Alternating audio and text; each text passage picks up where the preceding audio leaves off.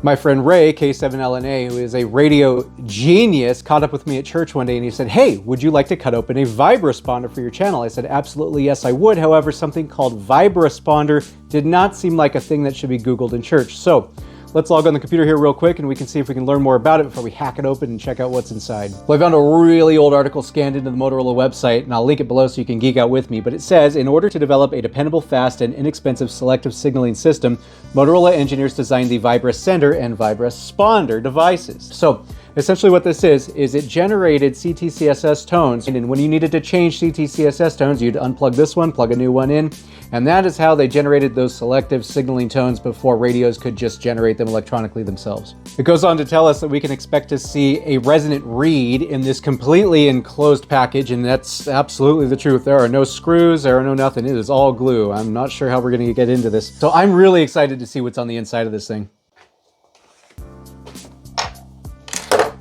Well, let's start off with the heat gun.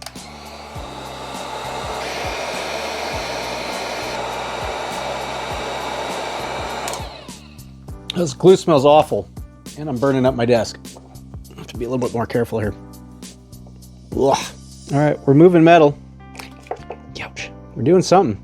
We're not doing anything intelligent. Oh, the label came off. All right. Oh, there you go. Ouch! There we go. Wow, that was actually easier than I thought. Can't say that I understand any more about this than when we started. I do see what looks like the reed.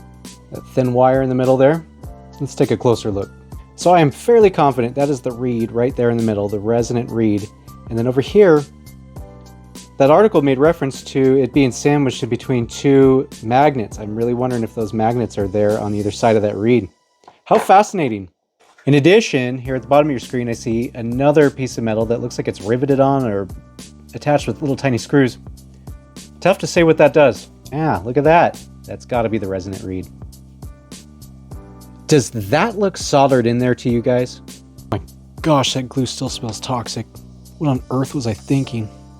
This top portion does seem to be held in by solder.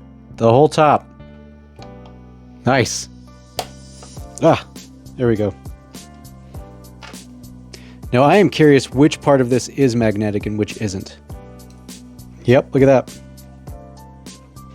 That was magnetic. Oh! Well, Ray, I want to say thank you so much. I had an absolute blast ripping open the Vibrasponder and nearly setting my desk here on fire. Hey, if you out there are watching and you've got fond memories of pulling out the old Vibrasponders and plugging in the new ones with the new tones, share your wisdom with us in the comments.